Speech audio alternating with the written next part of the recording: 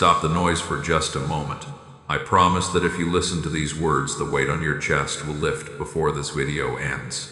If you continue to ignore the internal static, you risk missing the very direction you've been praying for. Today you will learn the exact blueprint to quiet the world and hear the truth again. My child, you were led into this moment because your soul has been asking for room to breathe. You have been moving through your days with too many voices inside you. Notifications, deadlines, financial concerns, family needs, unfinished conversations, and silent fears have crowded the place where peace once lived. You have tried to remain functional. You have smiled, answered messages, handled responsibilities, and kept moving. Yet beneath everything, your spirit feels paper-thin. Listen carefully. I am not asking you to escape your life. I am teaching you how to return to yourself while life remains unfinished. Before this message ends, I will give you a 5-minute daily peace protocol. It will help you quiet the noise, name what is real, receive my steadiness, and recognize the next faithful step. Do not rush past this word. The clarity you need is not hiding in more speed. It is waiting beneath the noise, right beneath this message, peace. Don't not write it because every problem has disappeared. Write it because you are willing to stop feeding the chaos for one sacred moment. Peace begins when you stop treating every voice as urgent.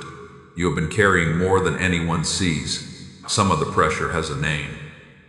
The unpaid balance, the medical concern, the child you cannot protect from every disappointment, the parent whose needs keep increasing, the relationship that looks normal from the outside but feels uncertain inside, the work you cannot afford to lose even though it is draining your strength. Other pressure is harder to explain. It is the constant sense that something might go wrong. It is the fear that one mistake will expose how tired you truly are. It is the belief that you must stay available because everything depends on you. I see all of it. I see you checking your account before sunrise. I see you reading a message 3 times because the tone feels different. I see you standing in the kitchen while your mind runs through 10 possible futures. I see the moment you sit down, then immediately remember another task. Your body has forgotten how to arrive. Even when nothing is happening, you remain prepared for impact. Your jaw tightens. Your breathing becomes shallow. Your shoulders stay lifted. You call this responsibility, but much of it is accumulated fear. You are not failing, you are overloaded. There is a difference. Failure says you are incapable. Overload says too much has been allowed into one inner space. Failure attacks your worth. Overload reveals that your system needs order, boundaries, and rest. You have blamed yourself for feeling scattered. You wondered why prayer feels difficult. You assumed your faith became weak because stillness feels uncomfortable. But stillness is uncomfortable when your mind has been trained to expect danger. Be gentle with yourself. The static did not appear in one day. It formed through repeated interruptions. Every alert taught your attention to jump. Every crisis taught your body to brace. Every unspoken worry remained open in the background. Now your soul is trying to process everything at once. This is why you feel restless even when you are exhausted. Your body wants rest, but your mind keeps presenting another case, another possibility, another unresolved detail. You lie down, but the day continues inside you. My child, I am not ashamed of your tiredness. I am not standing over you asking why you cannot handle more. I am inviting you to put down what was never meant to occupy every hour. Pause now. Ask yourself, what is the loudest worry inside me today? Do not name everything. Choose one. Is it money, family, health, work, a decision, a relationship? Let one truth rise. The moment you name the loudest signal, the entire room becomes less confusing. What has a name can be brought into prayer. What remains vague often feels endless. Stay with me because what I am about to show you next will explain why moving faster has not produced the peace you expected. You believed speed would rescue you. You thought that if you answered quickly, planned carefully, and worked longer, you could outrun uncertainty. You kept accelerating because slowing down felt irresponsible, but speed has limits. When your inner world becomes noisy, more movement often creates less clarity. You send the message before understanding your emotion. You agree before checking your capacity. You spend before facing the deeper fear. You speak before your heart becomes steady. Motion can look powerful, yet movement without clarity creates unnecessary damage. You have sometimes mistaken urgency for guidance. Urgency says everything must be handled immediately. Guidance usually reveals what matters most now. Urgency multiplies demands. Guidance simplifies responsibility. Learn the difference. The loudest thought is not always the truest thought. The fastest option is not always the wisest option. The person demanding immediate access is not always entitled to it. Stillness protects you. Recall a time when you suddenly felt the need to slow down. Perhaps you delayed a reply. Perhaps you waited before signing. Perhaps you chose not to enter a conversation while angry. Later you realized the pause protected you from a decision you would have regretted. That was not weakness. That pause became a shield. I often protect through restraint. You expect protection to look like a dramatic rescue. Sometimes protection looks like a closed mouth, an unanswered message, a postponed purchase, or one night of sleep before deciding. Stillness gives truth time to rise. The first emotional wave may contain fear, anger, excitement, or grief. If you act at the height of that wave, the emotion becomes the decision maker. When you pause, the wave begins settling, and deeper truth becomes visible. You are not ignoring the problem. You are refusing to let panic lead it. This is especially important when financial pressure is involved. Fear can make every number feel like an emergency.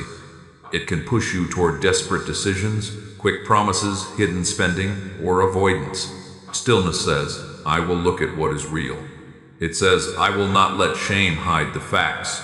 It says, I can ask for help before the crisis grows. That is courage. Family pressure can also create false urgency. You may feel responsible for everyone's emotions. A loved one becomes upset and you immediately abandon your own limits. Someone asks for help and you say yes before checking what the yes will cost. Pause before rescuing. Ask whether the need is truly yours to carry. Ask whether helping will support growth or prevent responsibility. Ask whether your yes comes from love or fear. Stillness reveals motive. You cannot hear that truth while rushing. This is why your soul feels restless. It is not always because you lack an answer. Sometimes the answer cannot compete with the volume of your habits. You keep asking for direction while filling every quiet moment with input. You wake and reach for the screen. You eat while listening. You travel while scrolling. You rest while consuming another person's urgency. Your attention never returns home. I'm calling it back, not because technology is evil, not because every notification is harmful, because your mind needs protected spaces where no outside voice is allowed to decide what matters. You need silence with purpose. Write this declaration now. I do not have to answer every signal. Let those words challenge the part of you that treats availability as identity. You are allowed to close the door. You are allowed to silence the phone. You are allowed to think before responding. You are still loving when you pause. You are still responsible when you rest. You are still faithful when you move slowly. Now I want to restore something fear has taken from you. Your ability to trust your own settled mind. You have questioned yourself so often that every decision feels suspicious. You ask other people to confirm what you already know. You compare your pace with theirs. You let their confidence make your quiet wisdom seem weak. But I did not create you to live borrowed. You can receive counsel without abandoning inner clarity. You can listen to experts without surrendering your conscience. You can ask for prayer without asking others to become the author of your life. Your peace has a voice. It is not always emotional comfort. Sometimes peace is the clear knowledge that a difficult conversation must happen. Sometimes peace is the strength to stop. Sometimes peace is the willingness to wait. Peace does not always feel pleasant. It feels whole. It allows truth, responsibility, and compassion to remain together. It does not require you to become false in order to preserve comfort, my child. You are not spiritually behind because you need quiet. You are not weak because your mind has reached capacity. You are a human being with limits, and limits are not a defect. Limits create shape. A river without boundaries becomes a flood. A life without boundaries becomes constant emotional overflow. You were not made to absorb every crisis, opinion, image, and demand. You need banks around your attention. This is what protecting the flame means. Your inner peace is not a fragile decoration. It is a source of clarity, patience, wisdom, and strength. When you allow daily negativity to pour into your mind without limit, that flame struggles for oxygen. Guarding it is not selfish, it is stewardship. Notice what enters your mind repeatedly. Are you consuming news long after you understand the event? Are you reading comments that make you angry but change nothing?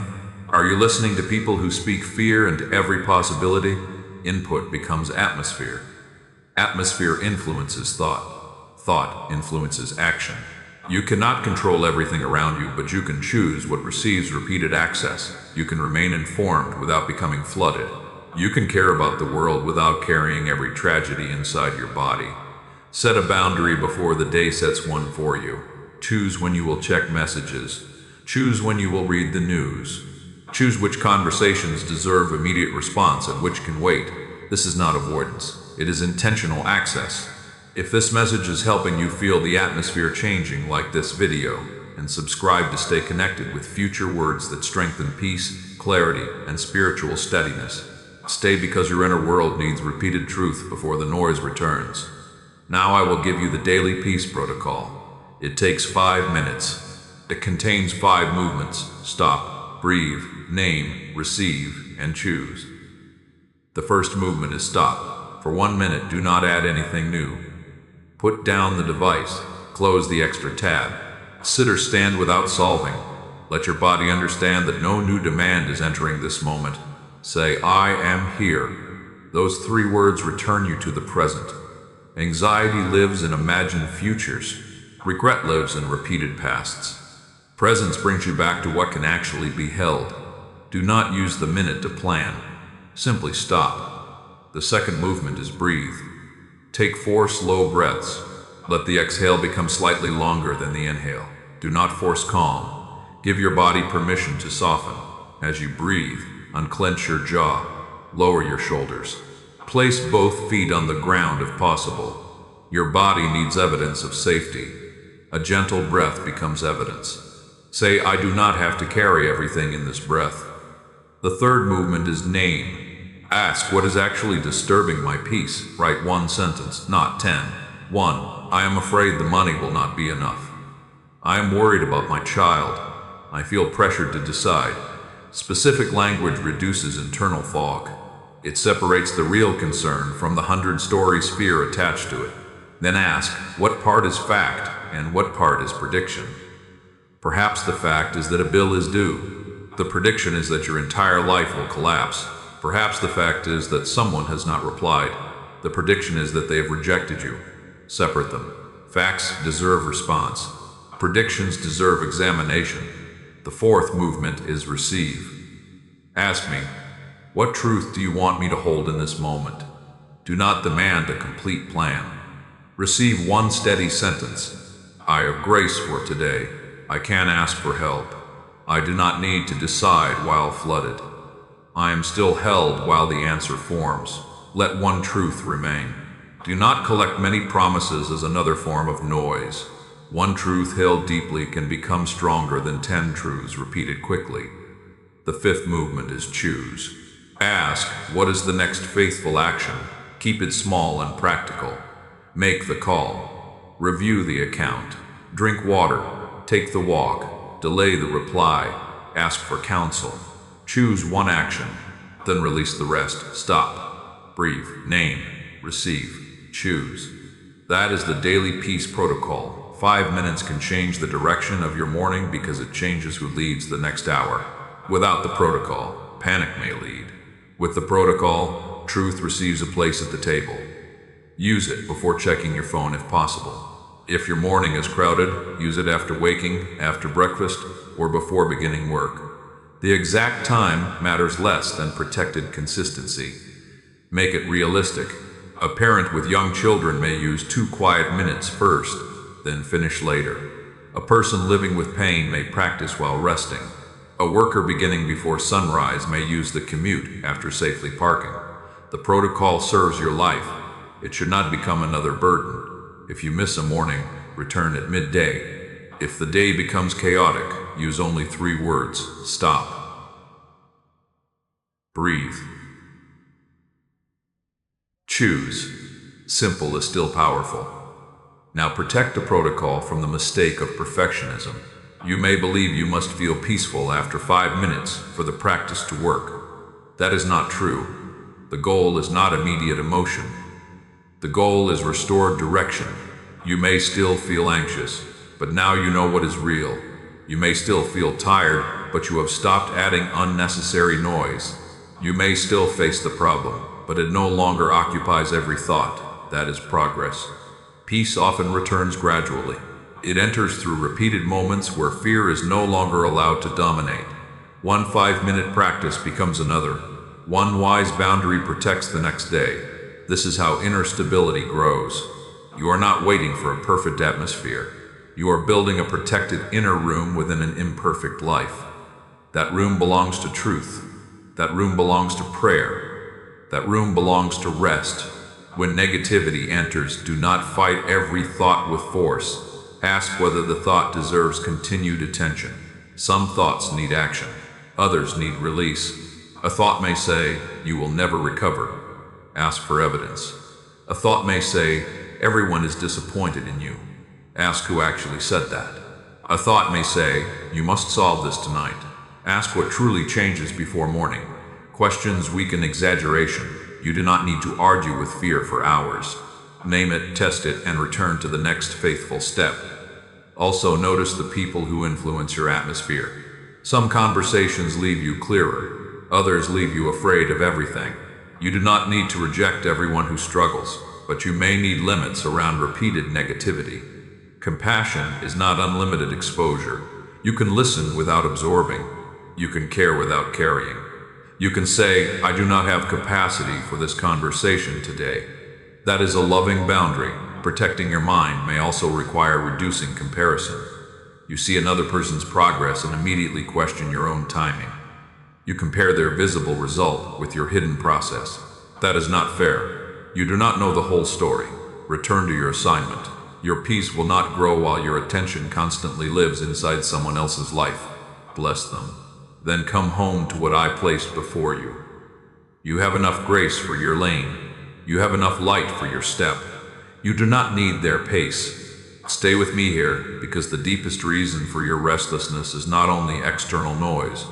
It is the belief that your worth depends on constant usefulness. You have been valued for what you solve. People call when they need strength.